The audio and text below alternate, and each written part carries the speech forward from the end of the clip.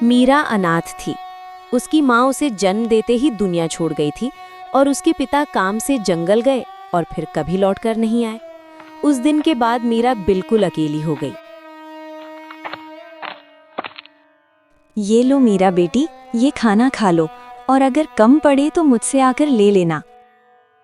मौसी जी, मैं कब तक आप पर बोझ बनकर बैठूंगी? अब तो मुझे शर्म आने लगी है। ये तुम कैसी बातें कर रही हो? अगर तुम हमारे अपने बच्चे नहीं हो तो इसका मतलब थोड़ी ना है कि तुम कोई बोझ हो। आगे से ऐसी बात मत करना, चुपचाप ये खाना खाओ। ये कहकर कमला वहां से चली गई। मीरा ने आराम से खाना खाया। खाने के बाद जब वो झोपड़ी से बाहर निकली तो सामने मुखिया भूवेश खड़े दिखाई दिए। मीरा बेटी, खाना खा लिया है ना? जी मुखिया साहब, अभी अभी मौसी जी खाना देकर गई थी, मैं वही खाकर बाहर आई हूँ। हाँ, अच्छा किया। अब तुम बड़ी हो गई हो बेटी, अपना ख्याल रखना सीखो। जी मुखिया साहब, 9 साल की उम्र से लेकर अब तक आप ही मेरा ख्याल रखते आए हैं, पर अब मुझे शर्म आने लगी है। मैं कुछ काम करना चाहती हूँ। इसमें शर्म की क्या बात है बेटी? हमने तुम्हें हमेशा अपना ही माना है, लेकिन अगर तुम्हारा मन फिर भी कुछ करने का है तो सुनो, गांव के पास वाला जंगल अब पहले जैसा खतरनाक नहीं रहा। चाहो तो वहां जाकर शहद इकट्ठा कर सकती हो या छोटी मोटी जड़ी बूटियां बेच सकती हो। जी मुखिया साहब, मैं कल ही जंगल जाऊंगी। अब वक्त आ गया है कि मैं अपने लिए और आप दोनों के लिए कुछ कर दिखाऊं। अगले दिन सुबह मीरा एक छोटी सी टोकरी लेकर जंगल की ओर निकल पड़ी। वो जड़ी बूटियां और शहद इकट्ठा करने का इरादा लेकर जंगल आई थी। जंगल में घुसते ही उसकी नज़र पेड़ों की मोटी जड़ों के बीच एक अजीब चीज पर पड़ी, एक बड़ी सी छाया पर। मीरा यह देखकर रुक गई। ये छाया यहाँ कैसे? यहाँ तो कोई नहीं है। अचानक ऊपर से खूबसूरत एक बड़ा सा तोता उड़ते हुए आया, लेकिन उसकी आंखों में लाल रंग की गहरी चमक थी जो किसी आम पक्षी में नहीं होती। वो मीरा को घूर रहा था, बिल्कुल नहीं हिला, बिल्कुल नहीं झपका। ये क्या है? इतना बड़ा तोता और ये आंखें, ये रंग तो किसी तोते का नहीं होता। डरो नहीं मीरा, भागना मत, मैं तुमसे बात करना चाहता हूँ। तू बोल रहा है इंसानों की तरह? ये कैसे? हाँ, मैं जानता हूँ ये अजीब लगता है, लेकिन सुनो, मैं तुम्हारे पिता दीनानाथ के बारे में सब कुछ जानता हूँ। वो कहाँ गए, क्यों नहीं आए, सब। नहीं नहीं नहीं नहीं, ये कोई जाल है, कोई मुझे फंसाना चाहता है, मुझे यहाँ से जाना चाहिए। मीरा ने टोकरी उठाई और तेजी से वहां से भाग निकली। जंगल की मोटी झाड़ियों को लांघते हुए वो सीधा घर पहुंची, हांफती हुई। उसी वक्त कमला खाना लेकर आई और मीरा को घबराया हुआ देखकर बोली, अरे मीरा बेटी, ये घबराई हुई क्यों हो और इतना पसीना भी आ रहा है? सब ठीक तो है ना? कुछ नहीं मौसी जी, बस थोड़ा सरदर्द हो रहा था। अरे बेटी, अगर तबीयत ठीक नहीं है तो काम मत करो। लो पहले ये खाना खाओ और थोड़ा आराम करो, और कुछ भी चीज की जरूरत हो तो मुझे आवाज दे देना। मीरा ने मौसी जी से सरदर्द का बहाना बनाकर सच छुपा लिया। मौसी जी ने ज्यादा सवाल नहीं किए, बस खाना हाथ में दिया और धीरे से कमरे से बाहर चली गईं। मीरा ने खाना खाया और सो गई। दूसरी सुबह मीरा उठी तो मन थोड़ा अशांत था। खिड़की से जंगल का कोना दिखा और तो वो सोचने लगी, शायद कल मैं ज्यादा ही डर गई थी, लेकिन अगर सोचूं तो कोई तोता इंसानों की तरह कैसे बोल सकता है? ये सपना तो नहीं था, और वो मेरे पिता का नाम जानता है, ये कैसे? और सच भी है, मुखिया साहब ने कभी पिता के बारे में सीधा जवाब नहीं दिया। गांव वाले भी चुप रहे। मैं वापस जाऊंगी, लेकिन इस बार डर कर नहीं। पूरा जंगल पहुंची। इस बार वो रुकी नहीं, सीधा अंदर गई, आंखें खुली रखकर। जैसे तोता ने उसे देखा, वो तुरंत उड़ता हुआ उस जगह आया। तभी तोता को देखकर मीरा बोली, कल मैं डरकर भाग गई थी, आज नहीं भागूंगी। लेकिन पहले मुझे बताओ, मेरे पिता का नाम तुमने कैसे जाना? क्योंकि मैं पिछले 10 सालों से इस जंगल में हूँ, और जब दीनानाथ यहाँ आए थे मैं वहीं था। मैंने सब देखा है। वो कहाँ है और किस हालत में है, मुझे सब पता है। तो वो जिंदा है? वो जिंदा है, लेकिन तुम्हारे पास पहुंचने के लिए पहले तुम्हें मुझे इस श्राप से आज़ाद करना होगा। एक तांत्रिक ने मुझे ये रूप दिया था। जब मैं आज़ाद हो जाऊंगा तब तुम्हें सब बताऊंगा। और अगर ये सब झूठ हुआ तो? तब तुम्हारा क्या जाएगा, लेकिन अगर सच हुआ तो तुम्हारे पिता तुम्हारे पास वापस आ सकते हैं। मीरा कुछ देर चुप रही। फिर तोते ने उसे एक इशारे से बुलाया और वे दोनों जंगल के अंदर की ओर चलने लगे, बहुत अंदर, जहाँ पेड़ों ने जमीन को पूरी तरह ढक रखा था। एक जगह थी जहाँ एक बड़ी सी शिला थी। तोते ने अपने पंख से एक तरफ इशारा किया। शिला के नीचे एक छोटी सी सीढ़ी थी। नीचे एक अंधेरी गुफा थी। मीरा उस गुफा में गई। जैसे ही वो दोनों गुफा के अंदर गए, सारी गुफा सोना चांदी से भरी हुई थी। ये देखकर मीरा दंग हो गई और बोली, अरे बाप रे, यहाँ तो बहुत सारे हीरे जवाहरात हैं। इतने सारे सोना चांदी, ये आखिर किसके हैं? मैं इस जंगल के हर राज को जानता हूँ। ये सारा सोना डाकू गब्बर सिंह का है। वो आसपास के गांव को लूटता है और सारा सोना लकड़ी गुफा में सुरक्षित रखा है। यहाँ कोई आता जाता अभी नहीं है। तुमने कहा था मुझे अपने पिताजी से मिलवाओगे। कहाँ है मेरे पिताजी? मिलाता हूँ। पहले मेरी बात सुनो। मैं तुम्हारी सहायता करना चाहता हूँ। तुम मुझे अपना मित्र समझो। मैं जानता हूँ कि तुम बचपन से ही गरीबी से जूझ रही हो और कभी कभी इस बात पर तुम्हें शर्म भी महसूस होती है। हाँ, तुम बिल्कुल सही कह रहे हो। मैं सच में गरीब हूँ। बचपन से ही मुखिया जी और उनकी पत्नी ने मुझे पाला है, लेकिन अब हर समय उन पर बोझ बनकर रहना मुझे अच्छा नहीं लगता। मैं चाहती हूँ कि अब मैं खुद कमाऊँ, ताकि वे दोनों आराम से बैठकर खाएं और खुश रहें। तुम पहले अमीर बनो, फिर मैं तुम्हें बताऊंगा कि मैं इस श्राप से कैसे मुक्त हो सकता हूँ। और जब तुम मुझे इस श्राप से आज़ाद कर दोगे तो मैं तुम्हें तुम्हारे पिताजी से मिलवाऊंगा। मुझे पता है कि वे कहाँ हैं। उस दिन का तो मुझे बेसब्री से इंतजार रहेगा। लेकिन एक बात याद रखना, मेरे बारे में किसी को कानो कान खबर नहीं होनी चाहिए। अगर किसी को पता चल गया तो तुम्हारे लिए अपने पिताजी से मिलना मुश्किल हो जाएगा।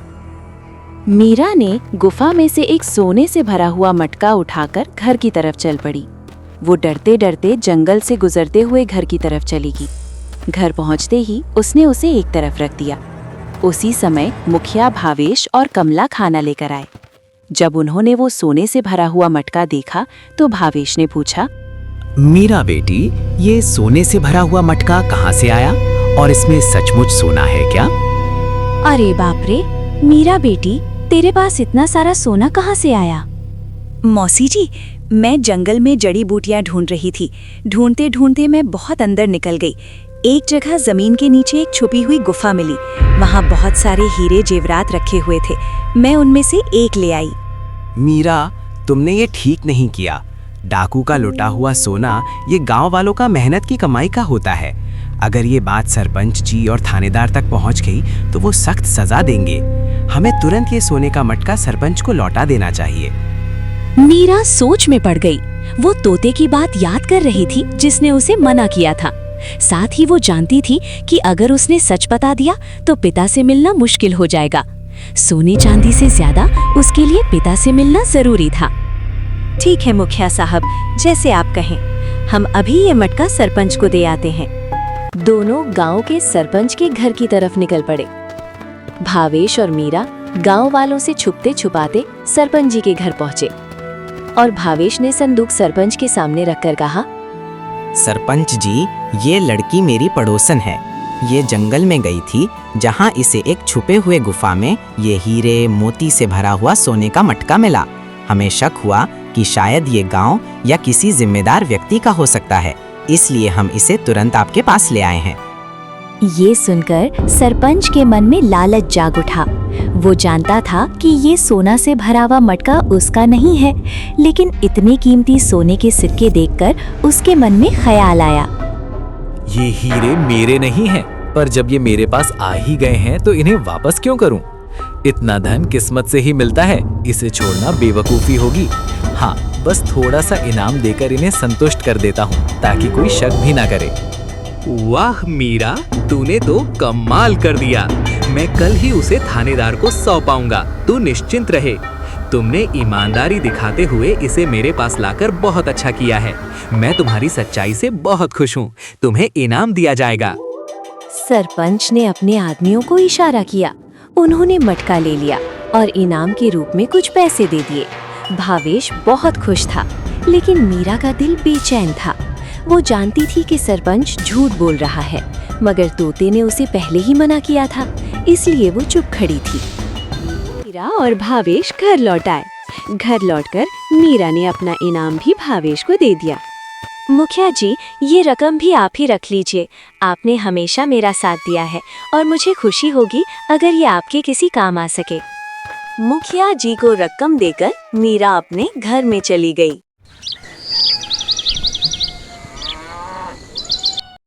अगले दिन मीरा फिर जंगल गई।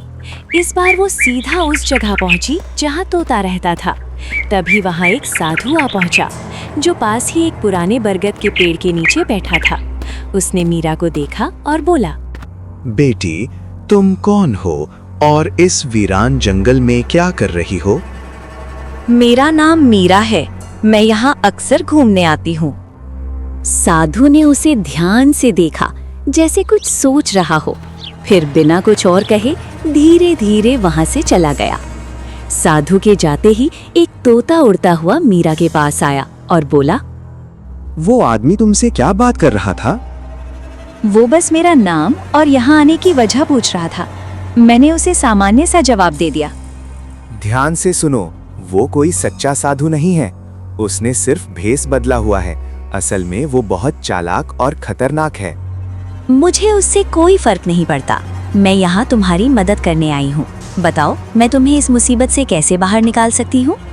अगर तुम सच में मेरी मदद करना चाहती हो तो मेरे साथ आओ। मीरा तोता के पीछे जंगल में चलने लगी। तोता ने मीरा को जंगल में बहुत अंदर एक गुफा में ले गया। अंदर हल्का अंधेरा था और एक कोने में कांच की एक बोतल रखी थी, जिसमें चमकता हुआ तरल भरा हुआ था। तोता ने धीमे लेकिन स्पष्ट शब्दों में मीरा से कहा, कल पूर्णिमा की रात है।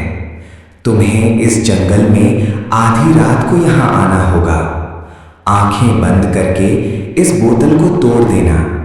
जैसे ही बोतल टूट जाएगी, तभी मेरा श्राप खत्म होगा और फिर मैं आजाद हो जाऊंगा।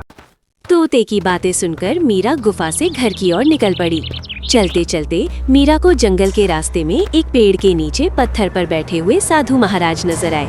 जैसे ही साधु महाराज ने मीरा को देखा तो बोले, रुको बेटी, तुमसे कुछ बहुत जरूरी बात करनी है।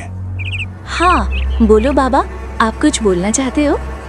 मैं वो हूँ जिसने इस जंगल के चकवा को पक्षी के रूप में बांधा था, और मैं जानता हूँ कि तुम उस तोते के पास बार बार क्यों आ रही हो। चकवा? वो एक साधारण और खूबसूरत तोता है जो श्राप में फंसा हुआ है। नहीं बेटी, वो चकवा है। जंगल का भयानक भूत है। इस चकवा ने पूरे जंगल पर कब्जा कर रखा था। जो भी गलती से यहाँ जाता था फिर कभी वापस नहीं आता था। तुम्हारे पिताजी भी उसके शिकार हुए हैं। जो कहानी उसने तुम्हें सुनाई है वो झूठ है। वो तुमसे अपनी आजादी करवाना चाहती है। उसी वक्त तोता कहीं से उड़कर आया और मीरा के बिल्कुल पास आकर बोला, ये पाखंडी है मीरा। यह सिर्फ तुम्हें रोकना चाहता है ताकि तुम कभी अपने पिता से ना मिल सको। इसकी बात मत सुनना। बेटी, मैं तुमसे सिर्फ इतना कहता हूँ, घर जाकर मुखिया साहब से ये पूछना कि तुम्हारे पिता जंगल क्यों गए थे और उनके साथ जंगल में क्या हुआ। उनका पूरा जवाब सुनो, फिर खुद फैसला करना। मीरा कुछ नहीं बोली और वहां से घर की तरफ जाने लगी। तोता बस मीरा को घूर रहा था। साधु महाराज मीरा को समझाने के लिए उसका पीछा करने लगे। पीछा करते करते वो उसके घर तक जा पहुंचे। साधु को अपने पीछे देखकर मीरा वहीं रुक गई। तभी साधु ने विनम्र से कहा, देखो मीरा, वो कोई साधारण तोता नहीं है। वो चकवा भूत है। वो तुम्हें अपने बातों में फंसाकर श्राप से मुक्त होना चाहता है। वो भूत नहीं है, वो साधारण और अच्छा होता है। वो मुझे मेरे पिता के बारे में बता सकता है। मैं किसी भी कीमत पर उन्हें ढूंढना चाहती हूँ। तुम्हारे पिता अब इस दुनिया में नहीं रहे। यही तोते ने तुम्हारे पिता को इस जंगल से गायब कर दिया है और वो तोता तुम्हें फंसाकर श्राप से मुक्ति पाना चाहता है। बिल्कुल नहीं, मैं साधुओं का सम्मान करती हूँ, लेकिन तुम जैसे पाखंडियों का नहीं। आगे से एक भी शब्द मत बोलना और यहाँ से निकल जाओ, मेरा पीछा मत करो। इतना कहकर मीरा अपने घर में चली गई। इसी वक्त भावेश और कमला वहाँ आ गए। साधु को देखकर भावेश बोला, महाराज, आप यहाँ क्या कर रहे हैं और आप इतना चिंतित क्यों हो? मैंने अपनी आंखों से देखा है कि मीरा उस श्रापी तोता से बार बार मिलती हैं, बातें करती हैं। वो उस तोते को श्राप से मुक्ति दिलाना चाहती है। मैंने मीरा को सच बताने की कोशिश की, वो सुनने को तैयार ही नहीं है। अगर वो तोता मुक्त हो गया, गांव में तबाही आ जाएगी, एक भी इंसान जिंदा नहीं बचेगा। हे भगवान, हमारी रक्षा करना। साधु महाराज, आप चिंता मत करो, मैं अभी मीरा से बात करता हूँ और उसको समझाता हूँ। भावेश सीधा मीरा के घर के अंदर गया और बोला, मीरा, ये मैं क्या सुन रहा हूँ? तुम जंगल में एक ऐसे तोते से मिलती हो जो इंसानों की तरह बातें करता है। ओह, तो आपको पता चल गया। देखिए मुखिया साहब, पहले मुझे भी ये सब अजीब लगा था, लेकिन अब नहीं। और मुझे पता है ये बात आपको उसी साधु ने बताई होगी। वो मुझे रोकना चाहता है, लेकिन मेरे पिता 9 साल पहले लापता हुए और उस तोते को उनके बारे में सब पता है। मैं बस अपने पिता को पाना चाहती हूँ। बेटी, तुम जब बहुत छोटी थी, इसीलिए मैंने तुम्हें तब नहीं बताया, और अब तुम्हारे पिता के बारे में कुछ ऐसा है जो मैं तुम्हें कभी नहीं बता पाया। हाँ, आपने कभी नहीं बताया, ना आपने ना गांव वालों ने, तो मैं कैसे जानती? मुझे सिर्फ उस तोते की बात पर यकीन है और कल पूर्णिमा की रात है। मैं उसे श्राप से मुक्त कर दूंगी और अपने पिताजी को घर वापस लेकर आऊंगी। मीरा गुस्से में घर से बाहर निकल गई। भावेश ने आवाजें दी, मगर उसने एक भी नहीं सुनी। भावेश और सुमन बाहर आए। साधु वहां इंतजार करते हुए खड़ा था। तभी भावेश बोला, मीरा नहीं मानी साधु महाराज। अब हमें कल तक का इंतजार करना होगा और जंगल में जाकर मीरा को बोतल तोड़ने से रोकना होगा। हाँ, मगर हमारे पास वक्त कम है। कल पूर्णिमा की रात है। हमें वहां मीरा से पहले पहुंचना होगा और वो शीशे की बोतल को वहां से हटाना होगा।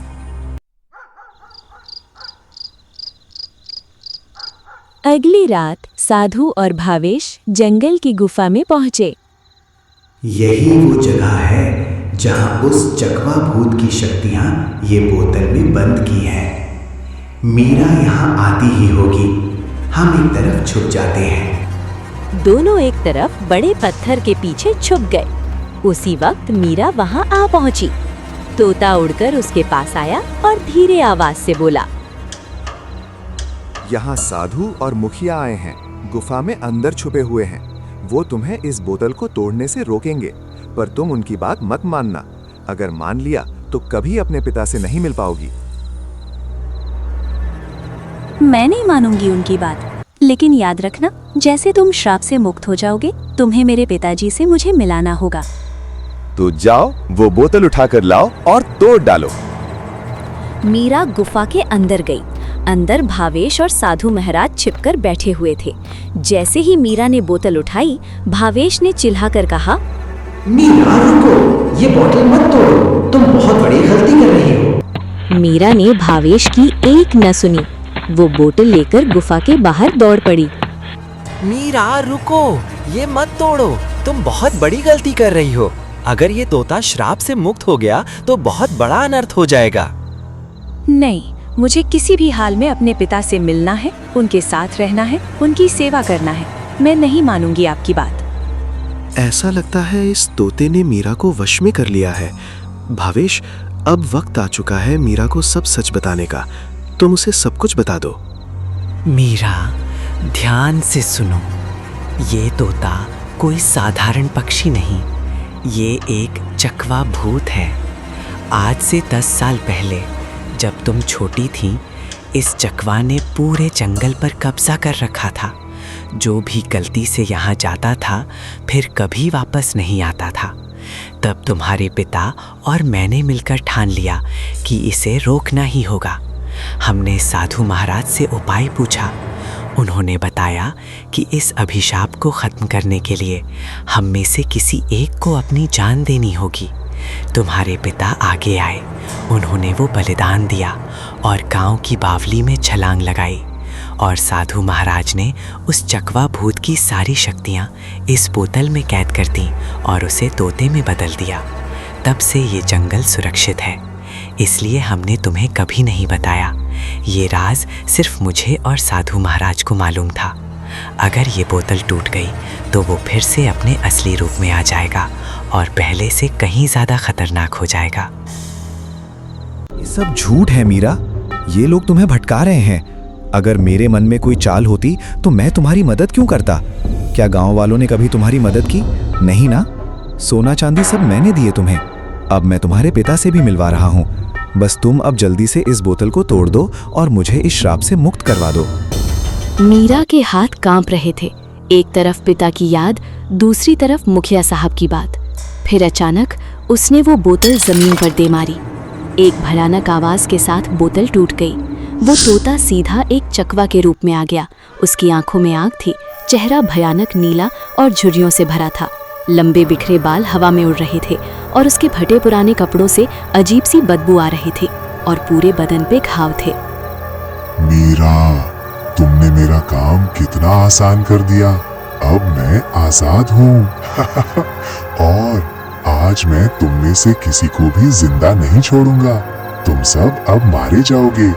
ये जंगल मेरा है और अब मैं एक एक करके सारे गांव वालों को मार डालूंगा। मीरा, तुमने बहुत बड़ी गलती कर दी। अब हम जिंदा नहीं बचेंगे। हे भगवान, ये क्या हो गया? ये तो सचमुच में भूत है। मुझे माफ़ कर दीजिए मुखिया साहब, मैं उसके बहकावे में आ गई थी। सच में मुझसे बहुत बड़ी गलती हो गई। मुझे माफ़ कर दो मुखिया साहब। क्या आप कोई उपाय है इस मुसीबत से बचने के लिए? एक ही हल है। हमें तुरंत इस चकवा से बचकर उस बावली के पास जाना होगा। तीनों बावली की तरफ भागे और चकवा भूत भी उनके पीछे आया। जैसे ही वो वहां पहुंचे तभी साधु महाराज बोले, हमको इस चकवा भूत से छुटकारा पाने के लिए तुम दोनों में से किसी एक को इस बावली में छलांग लगाकर अपनी कुर्बानी देनी होगी। तभी मैं उस चकवा भूत को कैद कर सकता हूँ। हमारे पास वक्त बहुत कम है। उस चकवा को यहाँ आने से पहले तुमने से किसी एक को इसमें छलांग लगाना होगा। साधु की बात सुनकर मीरा तुरंत बोली, ये मुसीबत मैंने खुद मोल ली है। आप लोगों ने मुझे बहुत समझाया, फिर भी मैंने आपकी बात नहीं मानी। इसलिए इससे मुक्ति भी मैं ही दिलाऊंगी। मुझे माफ करना मुखिया साहब। तभी वहां पर चकवा भूत आया और मीरा से कहने लगा, मीरा, रुको! ऐसा मत करना। तुम उस बावरी में छलांग मत लगाना। मीरा, मैं तुम्हें कुछ नहीं करूंगा। नहीं, मैं अब तुम्हारी बात नहीं मानूंगी। तुम्हारे अंत ही से मेरे पिताजी की आत्मा को शांति होगी और मेरा गांव तभी सुरक्षित होगा। नहीं मीरा, रुको। लेकिन मीरा ने एक पल नहीं सोचा। उसने बावली में छलांग लगा दी और अपनी जान कुर्बान कर दी। साधु ने तुरंत अपनी शक्ति से चकवा भूत को फिर से चिड़िया के रूप में बदल दिया और उसकी बोलने की शक्ति को हमेशा के लिए मिटा दिया। भावेश धीरे धीरे घर लौट आया। कमला ने पूछा तो वो कुछ न बोल सका। दोनों चुप बैठ गए। उनकी आंखें भरी और दिल भारी हो गया था। सुंदरवन का जंगल फिर से शांत हो गया। गांव वाले जंगल में सुरक्षित चहकने लगे। पेड़ों ने फिर से हवा में झूमना शुरू किया। तो दोस्तों, मेरी कहानी यहीं आकर समाप्त होती है। ये कहानी हमें ये सिखाती है कि चाहे बुराई कितनी भी ताकतवर क्यों ना लगे, अंत में जीत हमेशा अच्छाई और सच्चाई की ही होती है। लेकिन जाने से पहले एक छोटी सी बात ज़रूर बताइए, आप लोग मेरी इस कहानी को दुनिया के किस कोने से सुन रहे हैं? ये जानकर मुझे सच में बहुत खुशी होगी कि मेरी कहानी किन किन जगहों तक पहुंची।